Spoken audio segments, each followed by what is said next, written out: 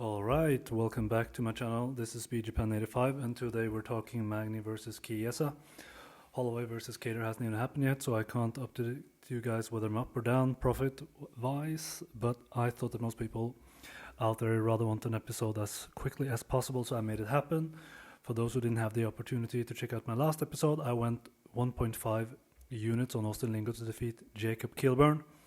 For you new listeners, I'm going to release a new episode every event this year. I will be posting free picks or free bets, but I will also offer more value to people who sign up for my Patreon. The difference will be that I will be writing summaries and analysis, and I will also give you my parlays and props and stuff like that. Just to tell you guys a little bit how I did last year, I cashed around 100 plus units. Which was a good year, I say, but I can still improve. There's still room for some improvements, I feel. That is a claim, I guess, because I can't really document it. I only documented the last quarter. So I started documenting my moneyline picks on BetMMA. So that was 13 picks in total, but all of those cashed. So I actually got 100% straight pick ratio currently on BetMMA. Anyway, you'll just have to follow me to see if you know who I am, who I say I am. So let's break down some fights, people. Okay, to the second fight of the night, because I will jump over Tom Breeze and Umar Akhmedov since it's already broken down on the last episode. Victoria Leonardo, 8-2. She's coming to this fight with a win over Chelsea Hackett in Dana White Contender Series. Before that, she had a 3-2 record at the Invicta circuit, losing to names like Miranda Maverick that we know from the UFC, and also Erin Blanchfield. Manon Fiorot, 5-1. She is coming to this fight after 3 knockouts in the regionals. Most of her fights are pretty padded, so but that's not uncommon, you know, in women's MMA. That's just something you need to accept. My thoughts on this fight is that Leonardo is a semi-well-rounded fighter with a decent ground game. She's not very athletic in my opinion. She looks a little chubby almost. On the feet she looked subpar in Invicta, but I felt she looked a lot sharper in her last fight in Dana White Contender Series. What I expect is that she will try to take down Manon Fiorot. Manon Fiorot, you know, she's an athletic striker. She's great. She's very fast. She will most likely have a striking advantage over most girls in the women's bantamweight division, except maybe Valentina Shevchenko. I think it's very unlikely that Leonardo doesn't think, oh, what will be the game plan here? I think she will think, oh man, I need to take down this woman, you know, ASAP. So this leads me to the next point, you know, how good is Manon's Fiorot takedown defense? Unfortunately for us, I think it's an unknown. Manon fought Leah McCourt in her debut, in her first fight. In that fight she was taken down. She wasn't embarrassed on the ground at all. She did end up on her back.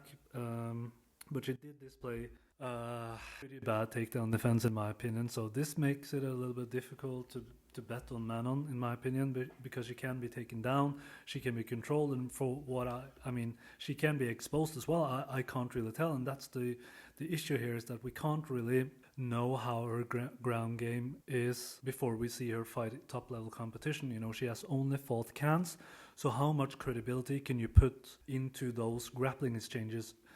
She seems okay. She goes for takedowns. She seems like she has an okay ground game, but compared to Leonardo, which has competed in, you know, Dana White Contender Series and Invicta, I feel that there's a possibility she can get exposed. I just don't know. So for those reasons, I have to pass on this fight. But I'll tell you guys, I was so close to wagering on Manon Fiorot here, but as long as I don't know the takedown defense here, I can't really bet her. So the pick is going to be Manon Fiorot to perhaps even steamroll Victoria Leonardo, but as of a bet, it's a pass. Okay, so to the flyweight, Matt Schnell versus Tyson Nam. This fight has been booked 1 gazillion time. I'm happy it's finally getting booked, and hopefully is going to pursue. The last 4 fights for Tyson Nam has been 2 decision losses to Pettis and Kai Kara France, and 2 knockout victories against Adeshev and Jerome Rivera. Schnell, he is coming to this fight after a split decision win over Inoue, 2 triangle choke victories over Smoka and Espinosa, and a knockout loss to Pantoja. On the feet, I favor Schnell to score points. I think he is the more technical striker, and if he fights smart, which consists of not trying to convince the audience he has a chin, like in his last fight where he tried to go toe-to-toe with Pantoja and got knocked out. He can absolutely win this fight, but this is a clash of Tyson Nam's big power on the feet versus Matt Schnell's technical striking, fighter IQ, and his bad chin. Schnell, when he is losing, he normally loses by knockout, but except that, he's actually a pretty good fighter, really good ground game. As long as he doesn't get knocked out, he normally wins. So, but the issue here is Tyson Nam, that he is quite low volume. He has a habit of losing fights on the judges' scorecards before scoring the knockout. Tyson Nam is good when he's pressuring his opponents against the cage and releasing a barrage of punches. Tyson Nam is good when he's countering his opponent leg kicks, like in his last 2 fights. But if he doesn't really get the knockout, he most likely will lose this fight. He lost against Pettis by decision. He lost to Cara France by decision. My belief is that although Cara France and Pettis are much better on the feet than Matt Schnell is, I still think that Matt Schnell is the better striker in this matchup. So I know there's people out there that, has been betting Tyson Nam. I don't agree with them. I don't agree with them at all, because I think that Tyson Nam is not really a particularly good striker. I think he has a lot of power in his punches, but I don't think he's not out there and outstriking people. Even in his last fight against Jerome Rivera, he still got outstruck, in my opinion. He lost before he got the knockout. So are you going to put money on a guy that is losing before he gets the knockout? Or are you going to bet on Schnell, which is winning until he gets knocked out? It's not for me, It's not for me. So I'm not going to bet on either Tyson Nam or Schnell. But I do think that Tyson Nam probably is going to knock Schnell out, because I can't really trust his fighter IQ. So my pick is going to be Tyson Nam to probably knock out Matt Schnell. But as a bet, it's a no bet. All right, to a super cool fight here in the lightweight division between Mike Davis and Mason Jones. Mike Davis, he is coming into this fight after victory against Gifford, October 19, which means he didn't fight whole last year. Before that, second round submission loss to Gilbert Burns, and before that, a decision loss to Sadiq Youssef. Mason Jones, he is coming into UFC as a debutant. He has fought a lot of fights in Cage Warriors, where he has amassed a perfect record. The last 2 fights in Cage Warriors for Mason, he won by knockout. Let's start off with Mike Jones. So he's a challenging fighter to break down, in my opinion, because he's kind of good and kind of mediocre. He's good in that he both survived and was partially competitive against Youssef, although you could argue he lost clearly on the feet to Gilbert Burns. And Gilbert Burns should theoretically, be a worse striker than Davis. At least he survived on the ground with Gilbert Burns for almost the whole second round. He was able to defend all of the submission attempts, but eventually had to give up the rear naked. In his fight against Gifford, where he wins by third round knockout, I am largely unimpressed. I just don't think he used his jab. I think he was a little bit passive. I think that the knockout should have come in round 1 instead of almost using the full 3 rounds. So for me personally, that is not a good performance. Mason Jones, he has obviously faced weaker competition than Mike Davis. Comparing their performances is not fair. I still have the feeling, though, that Mason Jones, if he has fought Gifford, he would look more impressive. Mason Jones' hands, they look really impressive. He has very nice timing on his counters. He's pretty active and aggressive on the feet. And just to quickly comment those counterattacks, he steps in and steps out of range really well. That to me shows me that he's a really high level boxer, at least for MMA level. Still, the issue here, I think that he will come in a little bit undersized. Mike Davis will be a little bit stronger in the clinch. He will actually be a little bit more athletic as well, and that's that doesn't sit well with me. I don't like to bet on fighters coming in with an athletic disadvantage. I still do favor Mason Jones boxing. I still do favor Mason Jones overall, just overall game. So I do think, actually, despite what I already said now, I think I'm actually going to go out on a limb here and actually pick Mason Jones. Mason Jones, he is coming in as a plus 160 underdog. Mike Davis minus 185. So yeah, I'm going to pick Mason Jones. I still think that it's debatable if it's worth the bet. I understand, and some people might think I'm a little bit critical or maybe a little bit, what should I say, conservative.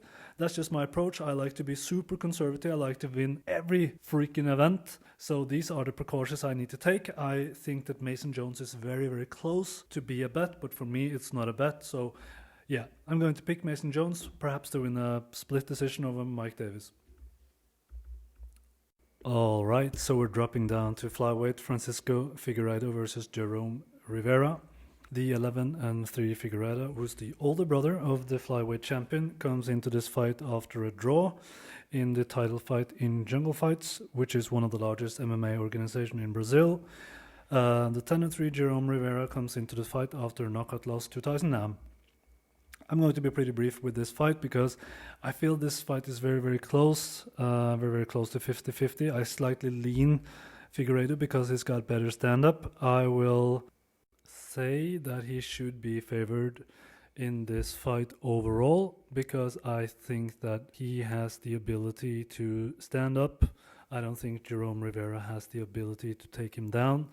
So as long as the fight will stay up, I think that Francisco Rivera will be winning. Jerome Rivera is, he's not a bad striker at all. I think he actually won or was at least quite competitive to Tyson Nam in their fight before he got knocked out. So yeah, I think it's just a really, really close fight. I don't see an edge. Figueiredo, he's coming in as a minus 140 favorite. Rivera comes in as a plus 125 underdog. Don't have any interest in this fight, but I do think Figueiredo will win. So I'm going to pick him to beat Jerome Rivera, most likely by decision. Okay, we're going to the middleweights with Dalcha Gambiola and Marcus Perez. Dalcha, he's come into this fight after a loss to Ankalaev and a TKO victory against Dequan Townsend. Perez, he was knocked out by Dricus du Plessis in his last fight in round 1, and he also before that got outworked against Wellington Thurman. Perez, he comes in as a plus 125 underdog, Dalcha minus 140. Striking in this fight is pretty close. I think the fight will stay standing, but I'm not quite sure of who's got the advantage. I think Perez is probably a little bit better of a kickboxer and that he might throw with more volume.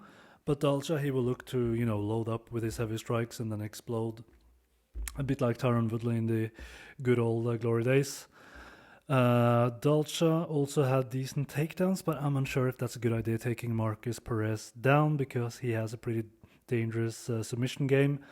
So it's a very close fight. It's a very close fight. Perhaps I'm leaning Perez slightly because of the striking advantage, but this might be as close as 50-50 as it gets. So I might be leaning Marcus Perez, as I said. So I think I'm going to pick him here to perhaps win a close decision over Dalcha.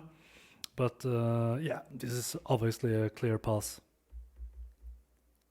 Alright, so to the flyweights, we got Su Mudachi versus Adeshev. And Su, he is coming over one decision win to Andrei Sukumta and also a knockout over Malcolm Gordon in round 1. Whereas Adeshev, he has only fought once in the UFC where he got knocked out in June or July to Tyson Nam in round 1 after just 30 seconds. This fight doesn't really interest me from a betting perspective, and the reason is Su came in as a minus 400 favorite. I already know by then, okay, I can't be betting him, and most likely his inside distance prop will be probably minus 200, and I'm not quite sure if this value on that prop. So let's see, what is the inside distance of Su? Inside distance is minus 150. I do think I actually need plus 100 here, so I don't think I will be betting that. Anyway, Adeshev, good fighter, as I said, good kickboxer, just a little bit undersized, big experience gap in MMA. I think Su will most likely either submit him or finish him on the feet. He's got a big reach advantage, but as I said, as long as we can't bet it, it's not that interesting. So my pick is obviously going to be Su to beat Adeshev, most likely inside distance, but it might also be a decision. Alright, top of the prelim with Ricky Simon and Gaetano Pirello.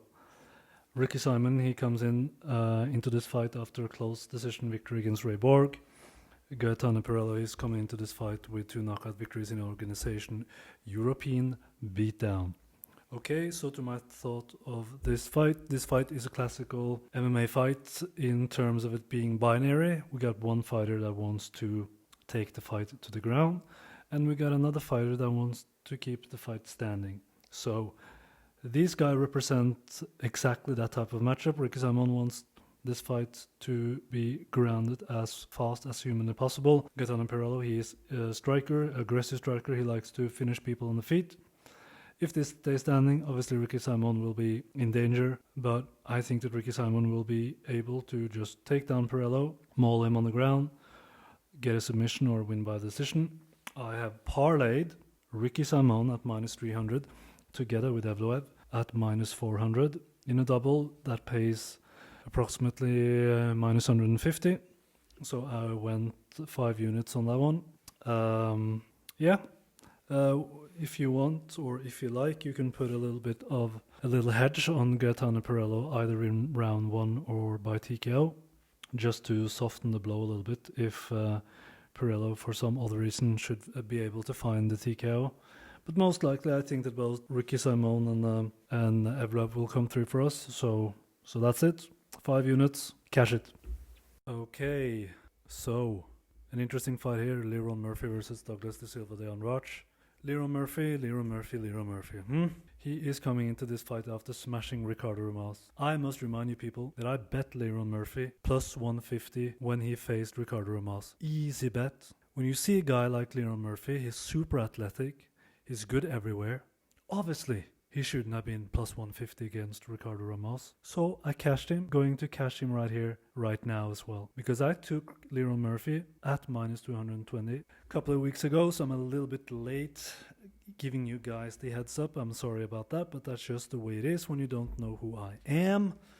Now you know. So I made a 5 unit bet on Leron Murphy here, because he's better everywhere. Both standing, on the ground, he's taller, longer reach, more athletic, blah blah blah. He's got every advantage you can have in a matchup.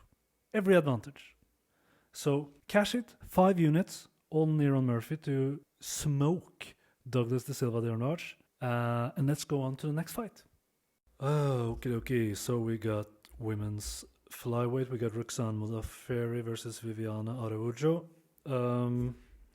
Roxanne, she comes into this fight after an upset victory against Andrea Lee. Viviana Araujo coming into this fight after an expected win over Montana de la Rosa, where I bet her at minus 175 for 2 units. Of course, I need to remind you guys. Okay, so to my thoughts on this fight, I think that Viviana Araujo will be able to stand upright in this fight. That means that my opinion is that Roxanne will not be able to take her down. I think Viviana Araujo is also really good when it comes to fighting for underhooks and separates. When people try to take her down, she really fights for the underhooks. You know, I know Dominic Cruz always says, fight for the underhooks.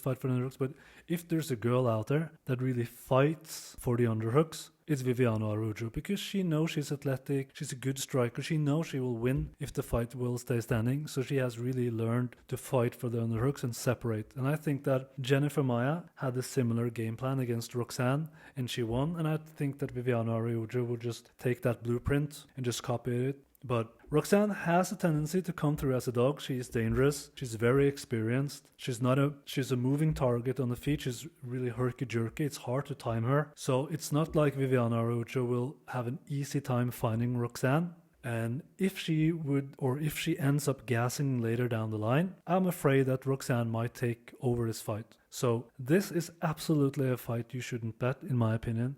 If you absolutely must bet Viviana Araujo, you should probably bet her by decision. If you're going to bet Roxanne, it's only it will be suffice to just bet the money line. What's the money line on Roxanne? She is where are you, Roxanne? Roxanne plus 285. That's not bad at all.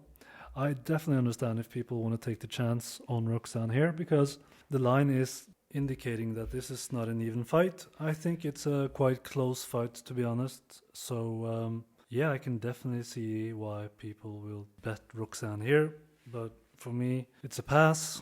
I'm going to pick Viviana Araujo to beat Roxanne by decision. Okay, so to Isaac Villenuva and Vinicius Moreira. A fight I definitely don't understand why they put on the main card. Isaac Villenuva, he comes from 2 defeats by TKO over Jordan Wright and Chase Sherman.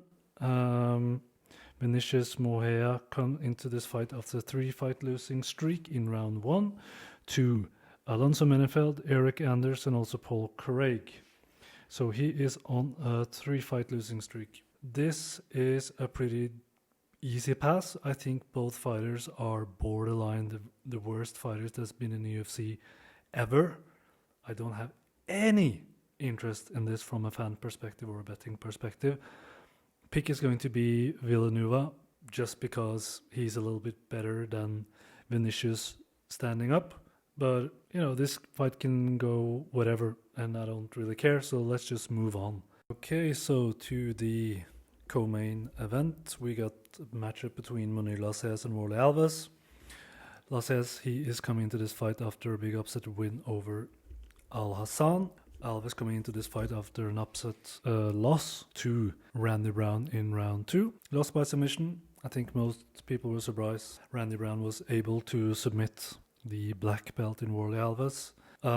Unfortunately, now for us, Mounir Lazzez was someone I have thought betting, but at the price tag of -200 favorite, we can't really bet him. I definitely don't want to bet Warley Alves at +180 because you basically bet a fighter that has one single round in him and after that just gasses. From a technical standpoint, maybe Warley Alves is a little bit more refined, but I definitely think that, just the output of Lazzez, the strength and perhaps also the reach will give Warley Alves a lot of trouble. Warley Alves is not that good even. I mean, he's getting outstriked there by so many people. Who was the last I was thinking about? He was outstruck by Krause. He was outstruck by even Brian Barberina a couple of years ago. So I have no faith in Warley Alves whatsoever. So I'm definitely going to pick Lazzez, perhaps to win even by a late TKO. Most likely a decision, but I'm definitely pretty confident that Mounir Lazzez will probably win this fight. So the pick is going to be Mounir Lazzez to defeat Warley Alves. Alright, so to the main event, we got Magny versus Chiesa. So this is an interesting fight. It was first scheduled as a 3-round fight. Chiesa, he came in as a +140 underdog. At that point, I thought, wow, this is a great price for Chiesa. So I actually bet Chiesa at +140. And the reason why I did that is that after betting RDA last time against Chiesa, I understood pretty fast that I was wrong. Chiesa's wrestling is a lot better than I first thought.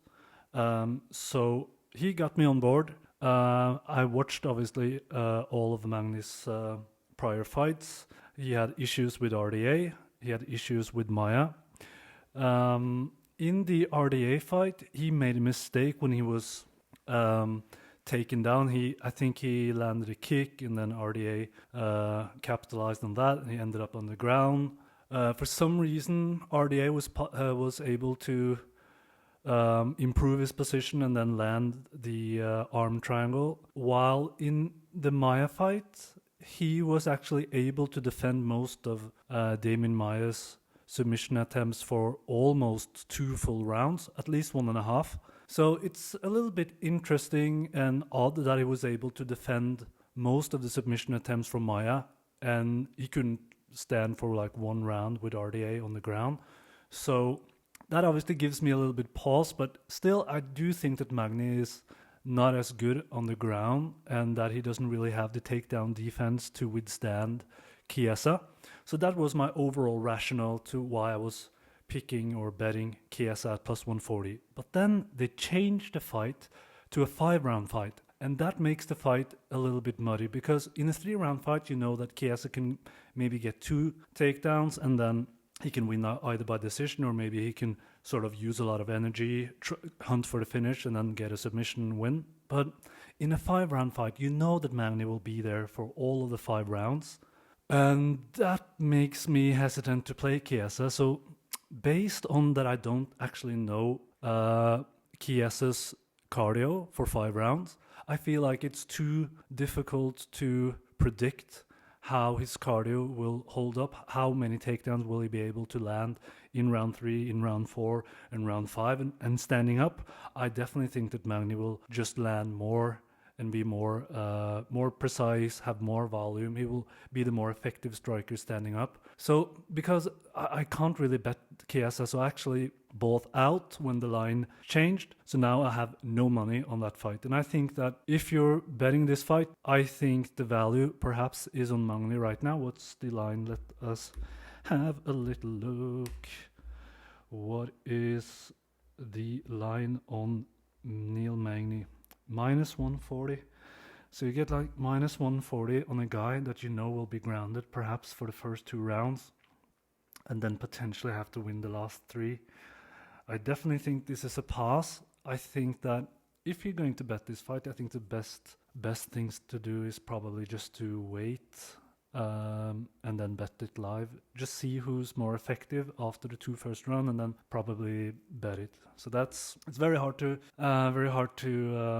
predict this fight. I say Magny wins by decision. So I'm going to pick Magny to win by decision. But this is also a no-bet situation. It was a good bet when it was 3 rounds. Now it's not. So I'm going to pick Neil Magny to defeat Chiesa by 5-round decision. So that's it, guys. Thank you for tuning in. As always, I will be coming out with a new episode very, very quick. So stay tuned.